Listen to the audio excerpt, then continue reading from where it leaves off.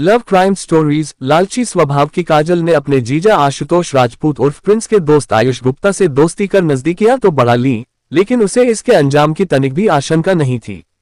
फिर एक दिन इसका ऐसा खौफनाक नतीजा सामने आया कि सर्दी बहुत ज्यादा थी। हो भी क्यों न, जनवरी का सर्द महीना जो था। इस मौसम में धूप बहुत अच्छी लगती है, लेकिन सूरज के भी खुलकर दीदार नहीं हो पा रहे थे। गलियां ऐसे मौसम में बेरौनक हो जाती हैं क्योंकि ज्यादातर लोग घरों के दरवाजे बंद करके रोजमर्रा का काम करते हैं। शाहजहांपुर के गदियाना मोहल्ले में रहने वाले आशुतोष राजपूत उर्फ प्रिंस उर्फ बबुआ की साली काजल इस सर्द मौसम में उसके यहाँ आई हुई थी, किंतु ठंड ने उसे रजाई में दुबका कर बिठा दिया था। दिन के 11 बज रहे थे। काजल नित्य कर्म से फारिग होने के बाद रजाई में आकर बैठ गई थी। वह मोबाइल में यूट्यूब देखने में खोई हुई थी। कमरे में उसकी बहन पलक चाय की ट्रे लेकर आई तो काजल को रजाई में दुबकी देखकर मुस्कुरा पड़ी। तुम तो घूमने के इरादे से आई थी काजल। सर्दी बहुत है दीदी, बिस्तर से पांव नीचे रखने की हिम्मत नहीं हो रही है, तुम घूमने की बात कह रही हो। काजल ठिठुरन भरे लहजे में बोली।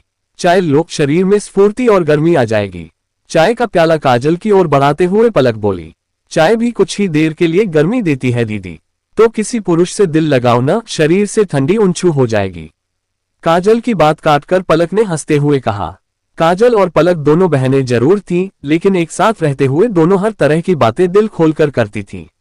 ओह, काजल ने पलकें झपकाई। यह मंत्र तुमने शादी के बाद सीखा है क्या दीदी? अरे नहीं, पलक झेप गई, मैंने सुना है। वैसे इस दिल लगाने का मेरी नजर में यह मतलब निकलता है कि दिल लगाने से नारी का मन पुरुष के ख्यालों में ही उलझा रहता है।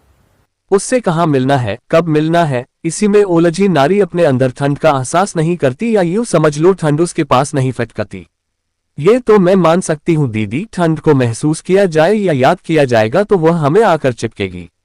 मन इधर उधर लगा रहेगा तो ठंड का एहसास ही नहीं होगा। किंतु ठंड का एहसास न हो इसके लिए पुरुष से ही दिल क्यों लगाया जाए, कुछ और भी तो किया जा सकता है। पुरुष की कंपनी मिलेगी तो हम लंबे समय के लिए बिजी हो सकते हैं। दूसरा काम तो शुरू किया और घंटे 2 घंटे में खत्म। ये बात तो है दीदी। तो फिर निकलो रजाई से और किसी सुंदर सजीले पुरुष की तलाश करो जिससे तुम दिल लगा सको। तुम मुझे ये सलाह दे रही हो दीदी? काजल से पलकें झपकाई। क्या हुआ, आज का मॉडर्न जमाना है, तुम अपने लिए बॉयफ्रेंड चुन लोगी तो मम्मी पापा और हमारी टेंशन भी दूर हो जाएगी। हम तुम्हारी उस लड़के से शादी कर देंगे। शादी न करके मैं उसके साथ फुर हो गई तो? काजल ने आंखें नचा कर कहा। तो और भी अच्छा होगा, हमारा शादी का खर्चा बच जाएगा। पलक ने कहा और हंस पड़ी। मैं जानती हूं तुझे, तू ऐसा कदम नहीं उठाएगी। क्यों नहीं उठाऊंगी? क्योंकि तू हम लोगों से प्यार करती है, पलक ने मुस्कुरा कर कहा। काजल थोड़ी देर खामोश रही, फिर बोली, दीदी तुम सचमुच कह रही हो न कि मुझे कोई बॉयफ्रेंड ढूंढना चाहिए? हाँ, पलक ने सिर हिलाया। इसमें गलत क्या है, तू जवान हो गई है, तुझे अपने लिए हैंडसम लड़का ढूंढ लेना चाहिए। हाँ, ये याद रखना, लड़का हैंडसम ही न हो, उसकी जेब में माल भी होना चाहिए, यानी दौलतमंद लड़का हो। काजल ने होठों को गोल दायरे में सिकोड़कर सीटी बजाए। ऐसा एक लड़का मैंने यही गौटिया मंदिर में कल ही देखा था। शाम को जब मैं माथा टेकने मंदिर गई थी तो वह वहां मुझे नजर आया था। तूने कैसे भांप लिया? वह दौलतमंद है, उसके पास बढ़िया बाइक थी। उसने मंदिर के बाहर बैठे गरीबों को 50-50 रुपए का दान भी दिया। शक्ल सूरत से कैसा है तेरा वह दौलतमंद? पलक ने मुस्कुरा कर पूछा। दुबला पतला है, खूबसूरत भी है। कहो तो मैं उसका आज नाम पता मालूम कराऊं? कर ले, पलक ने हरी झंडी दे दी। लड़का अच्छा हुआ तो तेरे लिए हम रिश्ते की बात कर लेंगे। ठीक है, मैं आज शाम को मंदिर होकर आऊंगी। अब तुम मुझे बढ़िया खाना बनाकर खिलाओ दीदी, पेट में चूहे दौड़ने लगे हैं। बनाती हूँ, सब्जी पक रही है, बस वह तैयार होते ही रोटियां बनाकर परोस दूंगी, पलक ने कहा और कप ट्रे में रखकर वह कमरे से बाहर निकल गई। काजल ने जिस लड़के को गौटिया मंदिर में देखा था उसका नाम आयुष गुप्ता था। उसके पापा दिलीप कुमार गुप्ता काफी पैसे वाले थे। उनका टेंट का बड़ा कारोबार था जिसकी देखभाल की जिम्मेदारी उन्होंने बेटे आयुष के कंधे पर डाल दी थी। अब आयुष ही टेंट के कारोबार को देखता था। आयुष बहुत सीधा और धार्मिक प्रवृत्ति वाला इंसान था। वह रोज मंदिर जाता था और गरीबों को खाना खिलाने के लिए रुपयों का दान करता था। काजल ने अपनी बहन पलक के कहने पर उसी शाम मंदिर में जाकर आयुष के बारे में वहां के गरीब लोगों से मालूम कर लिया था। गरीब लोग आयुष को काफी समय से पहचानते थे। उन्होंने ही बताया था कि आयुष गुप्ता बगैर नागा किए इस मंदिर में शाम को जरूर आता है। काजल ने दूसरी शाम आयुष की ओर दोस्ती का हाथ बढ़ाने के लिए बहुत खूबसूरत नाटक किया था। वह शाम को शाल ओढ़कर उन गरीब लोगों की पंगत में जाकर बैठ गई थी जो आयुष से कुछ पाने की आस में रोज कतार लगाकर मंदिर की सीढ़ियों पर बैठ जाते थे। आयुष अपने समय पर मंदिर में आया तो उसके हाथ में पूजा की टोकरी थी जिसमें फूल और पूजा करने के लिए धूप बत्ती, माचिस, चंदन आदि था। आयुष ने मंदिर में जाकर पहले पूजा की, फिर खाली टोकरी लेकर वह बाहर सीढ़ियों की ओर आ गया। सीढ़ियों पर गरीब लोग कतार में उसी का इंतजार करते बैठे रहते थे। आयुष ने जेब से रुपए निकालकर सभी को 50-50 रुपए देने शुरू किए और कतार की अंतिम छोर तक आ गया। यहां बैठी काजल ने हथेली ऊपर उठाकर आयुष की तरफ देखा। आयुष उसकी खूबसूरती देखकर क्षण भर को चौंका, फिर सिर झटक कर उसने 50 रुपए का नोट काजल की तरफ बढ़ाया। लो, इससे अपने लिए खाना खरीद लेना। मुझे ये रुपए नहीं चाहिए, काजल ने गंभीर स्वर में कहा। तो क्या चाहिए? आयुष ने हैरानी से पूछा। मुझे आप चाहिए, संपूर्ण रूप से बेझिझक काजल ने कह दिया। क्या कह रही हैं आप? आयुष चौंकता हुआ बोला। जो आपने सुना है। मैं चाहती हूं आप मुझे 50 रुपए का दान न दें, बल्कि पूर्ण रूप से मुझे मिल जाएं। आपको मालूम है आप क्या मांग रही है? हाँ, यही पाने के लिए तो मैं भी आपकी तरह रोज इस मंदिर में आकर माथा टेकती हूँ। मैं आपको पाना चाहती हूँ आयुष बाबू। खड़ी हो जाए, आयुष ने गंभीर होकर कहा। काजल खड़ी हो गई। आयुष ने उसकी सुंदरता को ऊपर से नीचे तक निहारा, फिर बोला, आपको विश्वास है आप जो मांग रही हैं वह आपको मिल जाएगा। मैं दान पाने वालों की लाइन में बैठी हूँ। ये दान देने वाले की इच्छा पर डिपेंड करता है कि वह मुझे दान दे सकेगा या नहीं। आप बहुत होशियार हैं, आपकी मंशा पूरी करके कोई भी धन्य हो जाएगा। मैं तो बहुत तुच्छ हूँ। आप समर्थ हैं आयुष जी। काजल गंभीर हो गई। आप मेरी मनोकामना पूरी कर सकते हैं, लेकिन मैं आपके बारे में कुछ नहीं जानता हूँ। आयुष गंभीर स्वर में बोला, आइए, वहां सामने चाय का स्टॉल है, वहीं बैठकर एक दूसरे को करीब से जान लेते हैं। काजल आयुष के साथ चाय के स्टॉल पर आ गई। दोनों वहां कोने की मेज के सामने की कुर्सियों पर आकर बैठे। आयुष ने चाय बिस्कुट का ऑर्डर दिया। क्या नाम है आपका? आयुष ने पूछा। मेरा नाम काजल है। कहाँ रहती हो? मैं यहाँ अपने जीजा के पास रहती हूँ।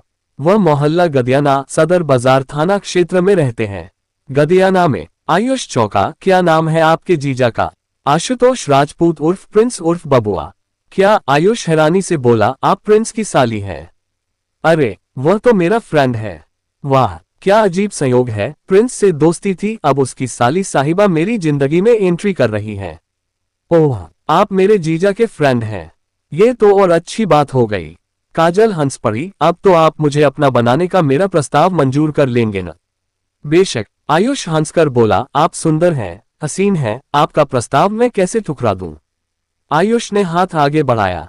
काजल ने मुस्कुरा कर अपना हाथ आयुष के हाथ में दे दिया। आयुष से दोस्ती हो जाने के बाद काजल बहुत खुश हुई। ये बात जब उसने अपनी बहन पलक को बताई तो उसने भी काजल की पसंद की सराहना की, क्योंकि आयुष एक अमीर बिजनेसमैन का बेटा था। धीरे धीरे काजल और आयुष के बीच दोस्ती का दायरा बढ़ता गया।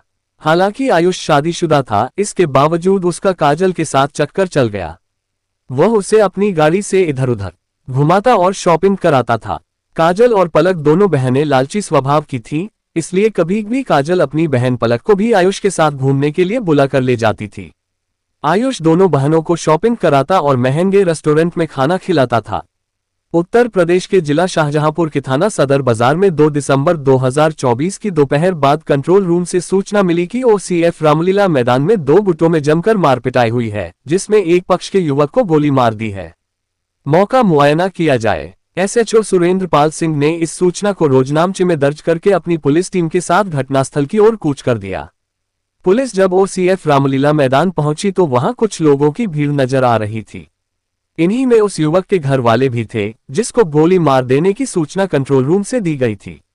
एसएचओ सुरेंद्र पाल सिंह ने पास जाकर देखा तो जमीन पर एक 24-25 साल का युवक खून से लथपथ औंधा पड़ा हुआ था। उसकी खोपड़ी के पीछे वाले भाग पर एक छोटा सा सुराख नजर आ रहा था, जिसमें से गाढ़ा खून बहकर उसके कपड़ों को रंग रहा था। चूंकि खून गाढ़ा हो चुका था, इससे अनुमान लगाया गया कि युवक के सिर में जो गोली मारी गई है उसे बहुत ज्यादा वक्त नहीं हुआ है। युवक के शरीर में प्राण नहीं रह गए थे, वह इस दुनिया को छोड़ चुका था। युवक के पास 2-3 युवक, एक बुजुर्ग दंपति और कुछ महिलाएं थीं। बुजुर्ग और एक महिला दहाड़े मारकर रो रहे थे। शायद ये दोनों इस मृत युवक के मम्मी पापा हो सकते थे। आप लोग इसके पास से हट जाए, हमें अपनी कार्रवाई करने दीजिए, एसएचओ ने गंभीर स्वर में कहा। यह सुनने के बाद फैमिली वाले उठकर युवक के शव के पास से दूर खड़े हो गए। एसएचओ सुरेंद्र पाल अपनी जांच में जुट गए। उन्होंने युवक की नब्ज टटोली तो वह थम चुकी थी। युवक के शरीर पर चोट के भी निशान नजर आ रहे थे, लग रहा था उसे पहले जमकर पीटा गया है। मृतक का अच्छी तरह मुआयना कर लेने के बाद एसएचओ ने सबसे पहले एसपी राजेश एस को इस घटना की सूचना दे दी। इसके बाद एसएचओ मृतक के फैमिली वालों के पास आए। वह अभी भी जार-जार रो रहे थे। ये युवक आपका क्या लगता था? एसएचओ ने सहानुभूति से पूछा। यह मेरा बेटा है साहब, बुजुर्ग व्यक्ति रोते हुए बोला। इसका मैं अभागा बाप हूं। मेरा नाम दिलीप कुमार गुप्ता है और यह मेरी पत्नी रानी गुप्ता है। आयुष मेरा एकलौता बेटा था जिसे उन लोगों ने मार डाला। आप बताएंगे आपके बेटे का किन लोगों से झगड़ा हुआ था और इस झगड़े का कारण क्या रहा था? साहब, मेरा बेटा बहुत सीधा साधा था, उसकी किसी से कोई दुश्मनी नहीं थी। इसको जिस व्यक्ति ने मारा है उसका नाम प्रिंस है। नामालूम उसने मेरे बेटे की जान क्यों ली है, ये हम मालूम कर लेंगे। आप यहाँ की कार्रवाई पूरी हो जाने के बाद रिपोर्ट दर्ज करवा देना। हम आरोपियों के खिलाफ सख्त एक्शन लेंगे। जी साहब, मैं चाहता हूं कि मेरे बेटे के कातिल को फांसी की सजा मिले, दिलीप कुमार रोते हुए बोला। ऐसा ही होगा, एसएचओ गंभीर हो गए। चूंकि SP Rajesh S fingerprints expert और फोटोग्राफर्स की टीम के साथ वहां आ गए थे, इसलिए एसएचओ सुरेंद्र पाल सिंह मृतक के फैमिली वालों के पास से हट गए और एसपी साहब के पास आ गए। उन्होंने एसपी साहब को सैल्यूट किया और युवक के शव को दिखाकर बोले, सर, इस युवक के सिर में गोली मारी गई है। इसके फादर दिलीप कुमार गुप्ता का कहना है कि इसे प्रिंस नाम के व्यक्ति ने गोली मारी है। एसपी साहब युवक के शव के पास आए और उसका मुआयना करने लगे। थोड़ी देर बाद उन्होंने फिंगरप्रिंट एक्सपर्ट और फोटोग्राफर्स को अपनी कार्रवाई करने का इशारा कर दिया। इस युवक के सिर में गोली मारी गई है। सिंह साहब, आप मालूम कीजिए ये कौन है और उन्होंने ये कदम क्यों उठाया है। मुझे आप जांच कर कल तक रिपोर्ट देंगे, एसपी साहब बोले। ठीक है सर, एसएचओ सुरेंद्र पाल सिंह ने सिर हिलाकर कहा। एसपी राजेश एसएचओ को कुछ हिदायतें देकर घटनास्थल से चले गए। उन्होंने वहां मौजूद कुछ चश्मदीदों से घटना के बारे में पूछा तो उन्हें बताया गया कि यहां दो गुटों का आपस में झगड़ा हुआ था। एक पक्ष के लोग कुछ ज्यादा थे, सभी लाठी डंडों से लैस थे, वही इस युवक के गुट पर भारी पड़ गए थे। उन्होंने भगदड़ मचने पर इस युवक को पीछे से गोली मारी। गोली लगते ही यह नीचे गिरकर तड़पने लगा तो सब भाग गए। उन सभी के नाम वह नहीं बता पाए। जब युवक के पास से सबूत एकत्र करने का काम पूरा कर लिया गया तो शव को पोस्टमार्टम के लिए जिला अस्पताल भेज दिया गया। वहां पुलिस की ड्यूटी लगा दी गई ताकि सबूत नष्ट करने की कोई कोशिश न हो। एसएचओ सुरेंद्र पाल सिंह वापस थाने लौट आए। उनके साथ युवक के पापा दिलीप कुमार गुप्ता भी थे। मृतक आयुष के पापा दिलीप कुमार गुप्ता शाहजहांपुर के ही रहने वाले आशुतोष राजपूत उर्फ प्रिंस उर्फ बबुआ, उसकी पत्नी पलक, साली काजल के अलावा स्वप्निल शर्मा, निशांत मिश्रा, अरविंद वर्मा, अनमोल सक्सेना, शेखर मौर्य, अनुज सिंह, आर्यन सिंह, पीयूष राठौर, कमल, मोहम्मद आदिल के खिलाफ रिपोर्ट दर्ज करा दी। पुलिस ने इनके खिलाफ बीएनएस की धारा 191(2), 191(3), 190/61(2), 103(1) के तहत मामला दर्ज कर लिया। मुख्य अभियुक्त आशुतोष राजपूत को बनाया गया था, जो सत्यपाल का बेटा था। यह मोहल्ला गदियाना में रहता था। शेष अभियुक्तों के बारे में विवेचना करके ही मालूम किया जाना था। एसएचओ सुरेंद्र पाल सिंह ने एसपी राजेश एस को दूसरे ही दिन ये जानकारी दे दी। उन्होंने एएसपी सिटी के निर्देशन में एक पुलिस टीम गठित कर दी, जिसमें CO city Pankaj Pant, SHO Surendra Pal Singh, SI Dilshad Khan, Pradeep Sharma, Ahsan Ali, Dinesh Kumar, Jagendra Pratap Singh, constable Monu Chaudhary, Aqib Saifi, Ankit Dhana और विनीत कुमार को शामिल किया गया। इस टीम को सबसे पहले प्रिंस के खिलाफ ठोस सबूत एकत्र करने थे। 2 दिसंबर 2024 को दिनदहाड़े ओसीएफ रामलीला मैदान में ये घटना घटी थी। इस घटना में कौन कौन लोग शामिल थे, ये जांच करके ही मालूम किया जाना था। पुलिस टीम ने इसकी जांच रामलीला ग्राउंड से ही शुरू की। रामलीला ग्राउंड में कई सीसीटीवी लगे हुए थे। जाहिर था ये घटना उन सीसीटीवी में रिकॉर्ड हुई होगी। यही बात ध्यान में रखकर पुलिस टीम रामलीला ग्राउंड में पहुंच गई। वहां लगे सीसीटीवी कैमरों की फुटेज चेक करने का काम शुरू हुआ तो बहुत कुछ स्पष्ट होता गया। सीसीटीवी कैमरों ने ये रिकॉर्ड कर लिया था कि 2 दिसंबर की दोपहरी में वहां क्या कुछ घटित हुआ था। उन फुटेज में 2 गुट वहां दिखाई दिए थे। पहले से एक गुट के लोग वहां मोर्चा संभाले नजर आ रहे थे। मृतक युवक आयुष गुप्ता बाद में अपने साथ 5-7 युवकों के साथ पार्क में पहुंचता दिखाई दिया। पहले से वहां मौजूद युवकों के पास लाठी डंडे थे। आयुष जब वहां पहुंचा तो एक 25-26 साल का युवक उसके पास आया था। उसके साथ 3-4 अन्य युवक थे। पास आकर उसने आयुष से कुछ कहा था, फिर आयुष के साथ धक्का मुक्की शुरू कर दी थी। वह युवक बहुत गुस्से में था। आयुष के साथ आए युवकों ने बीच बचाव करना चाहा था, तब उनमें मारपिटाई शुरू हो गई थी। लाठी डंडे चलते दिखाई दे रहे थे। सभी एक दूसरे से गुत्थम गुत्था हो रहे थे। फिर आयुष का दल भागता दिखाई दिया। आयुष एक बाइक पर बैठने की कोशिश में उसके पीछे दौड़ रहा था, तभी उसे किसी व्यक्ति ने गोली मार दी थी। आयुष को वहां बुलाने वाला दूसरे दल का लीडर कौन था, यह अनुमान लगाया जा रहा था। उसकी पहचान के लिए दिलीप कुमार गुप्ता को वहां पर बुलवाया गया। उन्हें जब सीसीटीवी की फुटेज दिखाई गई तो उन्होंने पहचान कर बताया, साहब, ये पतला सा युवक प्रिंस राजपूत है। दूसरा युवक अरविंद वर्मा, तीसरा पीयूष राठौर है। यह मोहल्ला जलाल नगर बजरिया, थाना सदर बाजार में रहता है। मैं अन्य को नहीं पहचानता। हमारे हाथ प्रिंस आ गया तो सभी के नाम सामने आते जाएंगे। सीओ सिटी पंकज पंत बोले, फिलहाल हमें अपना ध्यान प्रिंस के ऊपर केंद्रित करना है। उसे गिरफ्तार करना जरूरी है। सीसीटीवी कैमरों की फुटेज लेकर पुलिस टीम थाने लौट आए। प्रिंस को गिरफ्तार करने के लिए उसके घर दबिश दी गई तो वह घर से फरार मिला। पुलिस ने उसके घर पर गुप्त रूप से निगरानी के लिए एक पुलिसकर्मी को लगा दिया। 4 दिसंबर 2024 को फैमिली वालों को जिला अस्पताल से आयुष गुप्ता का शव पोस्टमार्टम के बाद मिल गया।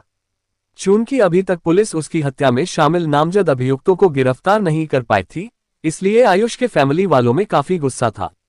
उन्होंने आयुष की dead body Shahjahanpur Pilibhit highway पर रखकर जाम लगा दिया। पुलिस ने उन्हें समझाया और सड़क को सुचारू रूप चलने देने के लिए शव हटाकर उसका अंतिम संस्कार करने को कहा तो वे लोग नहीं माने। उनकी एक ही मांग थी कि पुलिस पहले हत्यारों को गिरफ्तार करे, तभी आयुष का अंतिम संस्कार होगा। मौके पर डीएम प्रवेंद्र सिंह और सीओ सिटी पंकज पंत भी वहां आ गए, लेकिन आयुष के फैमिली वाले नहीं माने। जाम बनने लगा, तब पुलिस ने आलाधिकारियों को फोन किया तो एसपी राजेश एस स्वयं घटनास्थल पर आ गए। उन्होंने फैमिली वालों को आश्वासन दिया कि 24 घंटे में वह मुख्य आरोपियों को गिरफ्तार करके जेल पहुंचा देंगे। उनके समझाने पर 2.5 घंटे बाद वह आयुष की डेड बॉडी को राजमार्ग से हटाने पर राजी हुए। फिर आयुष के शव का विधि विधान से अंतिम संस्कार कर दिया गया। उसी शाम को आशुतोष राजपूत उर्फ प्रिंस उर्फ बबुआ, आर्यन उर्फ शुभांकर व काजल को गिरफ्तार कर लिया गया। इनसे पूछताछ करने पर 11 अन्य लोगों के नाम सामने आए। पुलिस ने प्रिंस से वह तमंचा और 2 कारतूस भी हासिल कर लिया, जिससे आयुष की खोपड़ी में गोली मारी गई थी। आयुष को उसकी प्रेमिका काजल, जो प्रिंस की साली लगती थी, उसके द्वारा झूठ बोलकर ओसीएफ रामलीला ग्राउंड में बुलवाया गया था। काजल ने आयुष से कहा था कि वह वहां पर उसका इंतजार कर रही है, लेकिन आयुष को दाल में कुछ काला लगा था, क्योंकि एक दिन पहले ही उसकी प्रिंस से झड़प हो गई थी।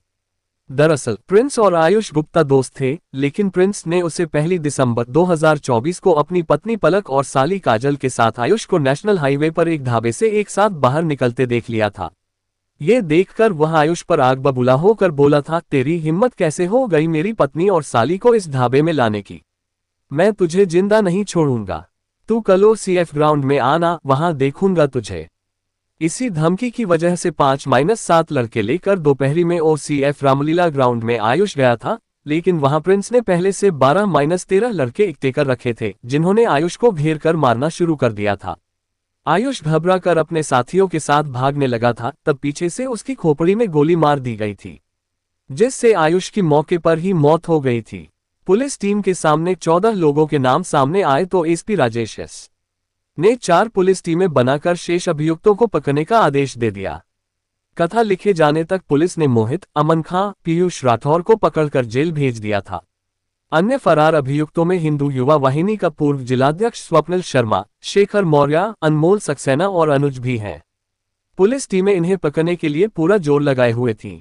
इनकी गिरफ्तारी पर एसपी ने 25,000 रुपए का इनाम घोषित कर दिया। उम्मीद है कि ये लोग भी शीघ्र पुलिस के हत्थे चढ़ जाएंगे। तो दोस्तों, ये थी पूरी कहानी। कहानी को लास्ट तक सुनने के लिए आपका तहे दिल से धन्यवाद। कहानी के बारे में आपकी क्या राय है, कमेंट करके जरूर बताएं। मेरा ये चैनल अभी नया है, इसलिए मुझे आपके सहयोग की बहुत ज्यादा जरूरत है, इसलिए कमेंट जरूर करें। तो चलिए दोस्तों, आज के लिए इतना ही। कल फिर मिलते हैं क्राइम की एक सच्ची कहानी के साथ। तब तक के लिए स्वस्थ रहें, सुरक्षित रहें और अपना ध्यान रखें। जय हिंद दोस्तों, जय भारत।